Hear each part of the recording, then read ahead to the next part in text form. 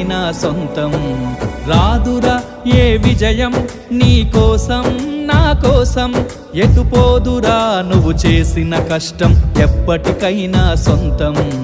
కాలంతో పయనించేవాడికి కానిది ఏముంది, సాధనతోనే సాధ్యమవ్వునని సదాశయంతో సాగర ముందుకు. రాదురా ఏ విజయం నీ కోసం నా కోసం, ఎటుపోదురా నువ్వు చేసిన కష్టం ఎప్పటికైనా సొంతం.